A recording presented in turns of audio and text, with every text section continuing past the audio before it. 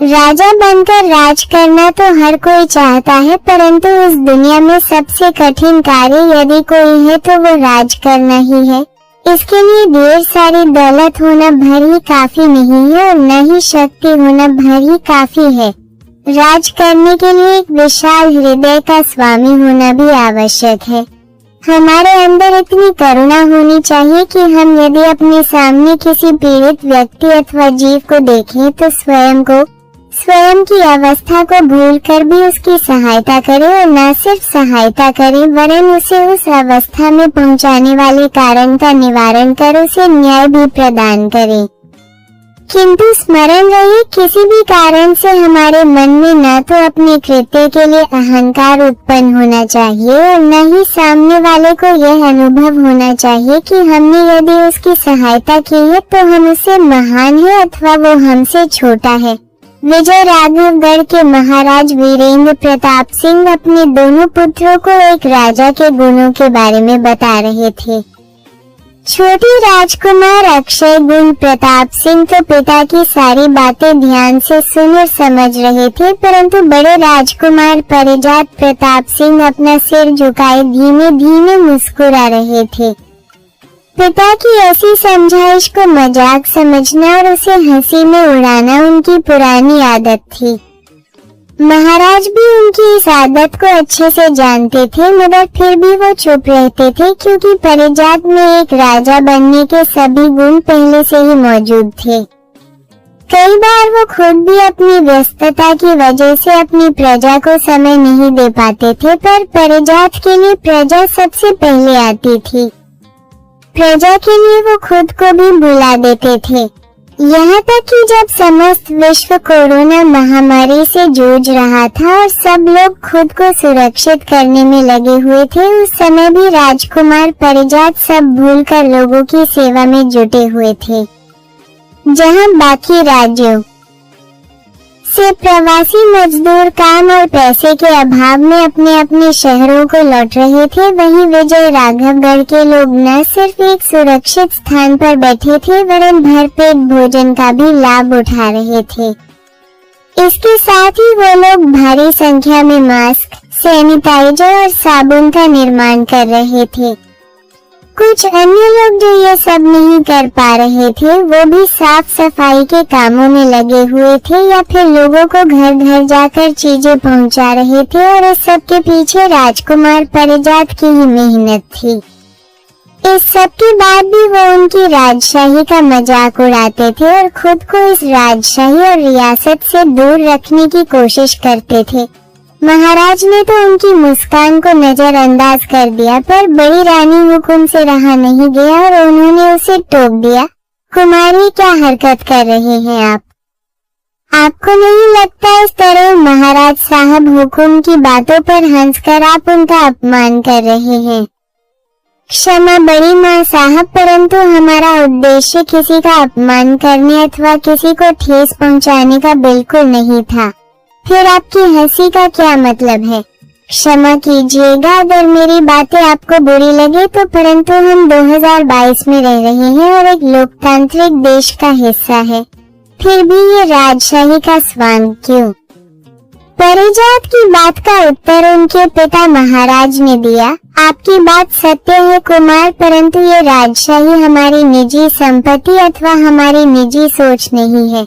हम और हमारे तरह बाकी के राजघरानों ने भी स्वतंत्रता के कुछ समय पश्चात अपना विलय भारतवर्ष में करने की सहमति दे दी थी, परंतु हमारी रियासत की जनता हमारे पूर्वजों के कर्मों और उनकी कीर्ति को कभी भूल नहीं पाई और आज स्वतंत्रता के 75 वर्षों पश्चात भी वो हमें अपने महाराज के रूप में ही चित्रित करती है। अपनी समस्याओं के लिए प्रशासनिक अधिकारियों से पूर्व हमारे सामने फरियाद करती है। अब ये चुनाव हमें करना है कि हम क्या चाहते हैं। अपनी प्रजा की सेवा करते हुए अपने ही पूर्वजों की यश कीर्ति को बढ़ाने का अथवा अपनी प्रजा से मुंह मोड़कर उनकी कीर्ति को मिट्टी में मिलाने का। महाराज के तर्क पर परिजात चुप हो गए थे। महाराज ने उन्हें आगे बोलना शुरू किया। देखिए, ये सत्य है कि कुमार अक्षय गुण हमारे स्वर्ग वासी बड़े भाई साहब हुकुम की संतान है और हम महज एक कार्यवाहक राजा, इसलिए कायदे से तो अब हमें उन्हें ये गद्दी सौंप देनी चाहिए। परंतु वो इस रियासत के अन्य राजकुमारों से छोटे हैं, अतः हमारे सभी राजकुमार सिंहासन के दावेदार हैं। इसलिए हमने यह निर्णय लिया है कि इस नवरात्रि के अवसर पर सभी कुमारों के बीच प्रतियोगिता होगी और जो भी कुमार इस प्रतियोगिता में विजय प्राप्त करेगा उसे ही सिंहासन सौंपा जाएगा। क्षमा करो भाई साहब, परंतु कुमार अजय और कुमार विजय से ऐसी भी क्या भूल हो गई जो आपने बिना उनकी क्षमता को परखे ही उन्हें प्रतियोगिता के बाहर कर दिया। अरे हमारे पुत्र भले ही सिंहासन नहीं प्राप्त कर पाए, परंतु राजकुमारों को चुनौती तो दे ही सकते हैं न। अब अगर कोई चुनौती देने वाला ही नहीं हो तो मुकाबला कैसा। महाराज की बहन और बुंदेलखंड रियासत के राज परिवार की छोटी बहू दमयंती ने बीच में ही कहा। कुमार अजय और कुमार विजय उनके पुत्र थे। वैसे तो उनका ससुराल हर तरह से संपन्न था और उनका बिजनेस भी काफी फैला हुआ था, परंतु कोरोना महामारी और लॉकडाउन के कारण उन्हें काफी नुकसान उठाना पड़ा था और अब वो अपने ससुराल की आर्थिक स्थिति सुधारने के लिए अपने मायके में सेंध लगाने की तैयारी में थी। महाराज भी ये बात समझते थे, मगर उनकी आखिरी की बात से मजबूर थे। हमें उनकी उपस्थिति से कोई समस्या नहीं है, परंतु जहाँ तक हमें ज्ञात है वो दोनों तो अभी अपनी उच्च शिक्षा के लिए विदेश गए हुए हैं न। परंतु भाई साहब, कुमार अक्षय गुल भी तो अभी ही अपनी 12वीं की परीक्षा उत्तीर्ण हुए हैं और फिर कुमार परिजात को भी तो MBA करना था न, और बाकी के कुमार भी अभी शिक्षा ग्रहण ही कर रहे हैं। आप अपनी सियासत और राजशाही के लिए बच्चों के भविष्य से खिलवाड़ तो नहीं कर सकते न। महाराज अच्छी तरह जानते थे कि इस समय उनका राज्य कितने सारे षड्यंत्रों से घिरा हुआ था। कोरोना महामारी का असर अन्य रियासतों और व्यावसायिक घरानों की तरह ही उन पर भी पड़ा था, परंतु उन दिनों में राजकुमार परिजात ने जिस तरह चतुराई से तत्कालीन आवश्यक वस्तुओं के निर्माण एवं व्यापार का कार्य शुरू किया था, उससे कुछ हद तक उनका नुकसान कम हुआ था।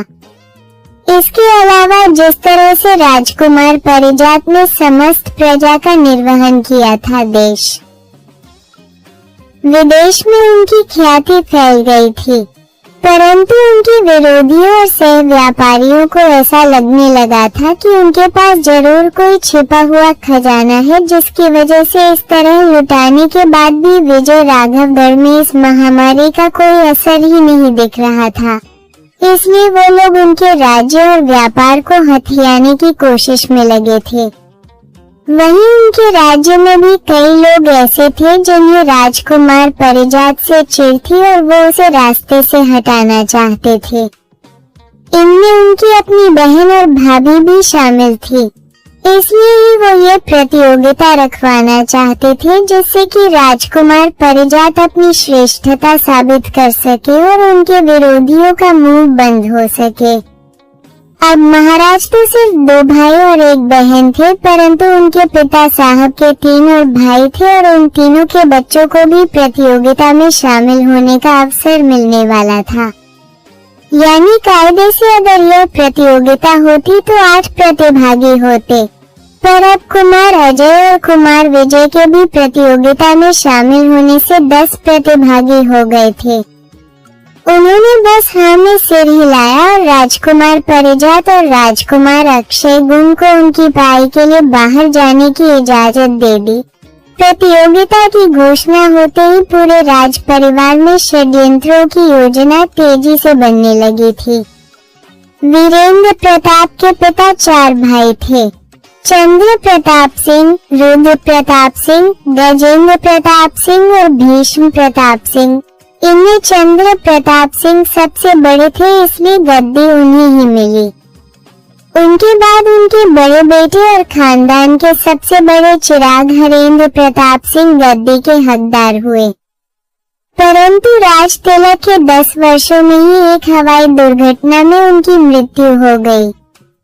उस समय उनके पुत्र अक्षय गुण की आयु 7 वर्ष की थी और परिजात की उम्र 10 वर्ष की थी। इसके अलावा रुद्र प्रताप के बेटे भैरव के पुत्रों की आयु अच्युत 6 और आदित्य 4 वर्ष थी। गजेंद्र प्रताप के बेटे अशोक के पुत्र अरुण की आयु 5 वर्ष थी। भीष्म के बड़े बेटे देव के पुत्रों हर्ष की आयु 10 वर्ष और कनिष्क की आयु 8 वर्ष और कीर्ति प्रताप के पुत्र माधव की उम्र 9 वर्ष थी। अब इतने छोटे बच्चों को तो राज्य की जिम्मेदारी नहीं दी जा सकती थी, इसलिए उस समय भी एक प्रतियोगिता हुई थी जिसमें सभी भाइयों भैरव प्रताप, अशोक सिंह, देव प्रताप सिंह एक होगा और वो राजा कौन होगा इसका निर्णय एक प्रतियोगिता के आधार पर होगा। इस तरह उन्होंने उस समय उठ रहे सभी विरोधों को भी शांत कर दिया और दोनों राजकुमारों को भी हत्या की आशंका से सुरक्षित कर दिया। परंतु ये सब कुछ बस क्षणिक ही था, क्योंकि उनके राज संभालने के कुछ समय बाद ही एक बार फिर महल में षड्यंत्र शुरू हो गए थे।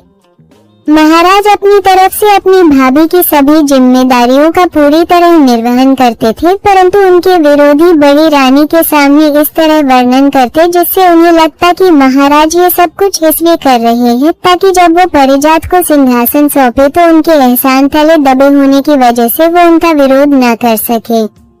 बार बार इन बातों को सुनकर बड़ी रानी को भी ये सत्य लगने लगा था और अब वो परिजात से मन ही मन नफरत करने लगी थी। अब सिंहासन हासिल करने की राह में सबसे कमजोर दावेदार कुमार अक्षय गुण थे, परंतु महाराज की तेज नजरों की वजह से उन पर सामने से वार करना मुश्किल था, इसलिए उन्हें दूसरी तरह नुकसान पहुंचाया जाने लगा था। कभी उनकी साधारण विटामिन की गोलियों को नीम की गोलियों से बदल दिया जाता तो कभी उनके दूध में कोई दवा मिला दी जाती। इन दवाओं के इस्तेमाल से उन्हें कोई शारीरिक परेशानी तो नहीं होती थी, परंतु उनकी शिक्षा का नुकसान जरूर होता था और उनके विरोधी यही तो चाहते थे कि न सिर्फ वो प्रतियोगिता में सबसे कमजोर प्रतिभागी साबित हो, बल्कि वो नए राजा और उसके निर्णयों का भी विरोध न कर पाए और चुपचाप से सिंहासन के गुलाम बनकर रहे। इसके अलावा वो लोग वर्तमान महाराज के निर्णयों पर भी बार बार उंगली उठाते रहते थे और बार बार उन पर मनमानी करने और अपने फैसलों में अपारदर्शिता का आरोप लगाते रहते थे। अब सिर्फ कार्यवाहक राजा होने की वजह से उन्हें अपने हर निर्णय पर सबकी राय लेनी पड़ती थी, जिसे वो लोग अपनी मर्जी से कोई भी कारण बताकर रुकवा देते थे। इस बीच सभी राजकुमार बड़े होने लगे थे और उनकी शिक्षा रियासत के ही विद्यालय में हो रही थी, जहां उन्हें न सिर्फ किताबी ज्ञान हासिल हो रहा था वरन उन्हें मार्शल आर्ट और अनेक तरह के शास्त्रों को चलाने की भी शिक्षा मिल रही थी। महाराज स्वयं भी उनकी शिक्षा का ध्यान रखते थे और उन्हें खुशी होती जब कुमार परिजात सभी क्षेत्रों में अव्वल आते थे, परंतु कुमार अक्षय गुण की धीमी प्रगति को देखकर उन्हें निराशा होती थी। आप बिल्कुल चिंता न करें, नया राजा कुमार अक्षय गुण ही बनेंगे। आवाज सुनकर महाराज अपनी सोच से बाहर आए तो खुद को अपने स्टडी में बैठा पाया। उनके ठीक सामने खड़े कुमार परिजात मुस्कुरा रहे थे। रात बहुत हो गई है, अब आप आराम करें। कैसे आराम करूं बेटा, जब मैं जानता हूँ कि मेरे दोनों पुत्र कितने षड्यंत्रों से घिरे हुए हैं, फिर मैं कैसे? महाराज ने निराशा में डूबे हुए कहा तो परिजात उनके सामने जमीन पर बैठकर उनका हाथ अपने हाथों में थामते हुए बोला, होइए वही जो राम रचे राखा। और राम ने कुमार अक्षय गुण के हाथों में इस रियासत की बागडोर लिख रखी है तो वो तो उन्हें मिलकर ही रहेगा, चाहे कोई कितनी भी कोशिश क्यों न कर ले, पर उनसे उनका अधिकार नहीं छीन सकता। उसकी बातें सुनकर महाराज व्यंग से मुस्कुरा उठे और बोले, ये सारी बातें सुनने में अच्छी लगती है कुमार, बाकी आप भी अच्छी तरह से जानते हैं कि कुमार अक्षय गुण कितने अयोग्य हैं। जितने समय में वो तलवार उठाते हैं उतने समय में तो कुमार अच्युत या फिर कुमार आदित्य उन पर वार कर उनकी तलवार दूर फेंक देते हैं, जबकि वो दोनों उम्र में उनसे भी छोटे हैं। ऐसे में वो स्वयं की रक्षा कैसे करेंगे, और जो स्वयं की ही रक्षा नहीं कर सकता वो प्रजा की रक्षा कैसे करेगा? उनकी और प्रजा की रक्षा करने के लिए ये कुमार परिजात है न। परंतु आपने एक बात बिल्कुल सही कही, जो राजा खुद का ही भरण पोषण नहीं कर सकता, वो अपनी प्रजा का पोषण कैसे करेगा। एक काम करते हैं, जो प्रतियोगिता 3 साल बाद होने वाली थी उसे कल से ही शुरू करते हैं और आज के बाद रियासत सभी कुमारों के सिर्फ कॉलेज के फीस की ही जिम्मेदारी लेगा।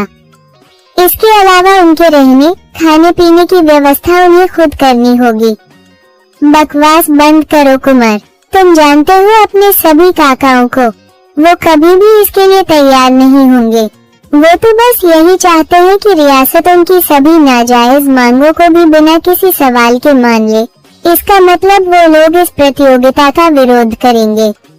मतलब वो चाहते ही नहीं है कि ये प्रतियोगिता हो। फिर क्या समस्या है, आप अपनी मर्जी से किसी को भी राजा चुनिए। परिजात ने नौटंकी करते हुए कहा तो महाराज उसे गुस्से से घूरने लगे तो परिजात भी अपनी एक गाल पर उंगली रखकर और एक तरफ गर्दन झुकाकर इधर उधर हिलने लगा। कुछ पल उसे घूरने के बाद महाराज भी हंस पड़े और बोले, तुम किसी को भी थोड़ी देर के लिए भी परेशानी में नहीं छोड़ सकते न परी। परी का तो काम ही यही होता है न। परिजात को जन्म देते समय ही उसकी मां की मृत्यु हो गई थी और तब से महाराज ने उसे माता और पिता दोनों का प्यार देने की कोशिश की थी और उसे लाड से परी बुलाया करते थे। बचपन में कुमार इस बात पर चिढ़ जाया करते थे, पर धीरे धीरे उन्हें भी महल की साजिशें समझ आने लगी थी और वो वाकई एक परी की तरह अपने पिता की उलझनों को सुलझाने लगे थे और आज भी उन्होंने यही किया था। इसलिए महाराज ने आगे बढ़कर उसे गले लगा लिया।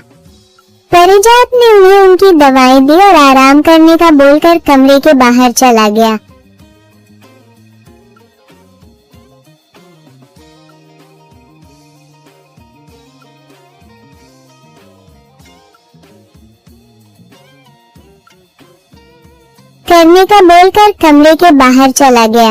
आपको ये कहानी कैसी लगी हमें कमेंट करके जरूर बताएं। साथ ही चैनल को सब्सक्राइब करें और इसके साथ ही इस कहानी को लाइक एंड कम से कम एक शेयर जरूर करें। थैंक्स।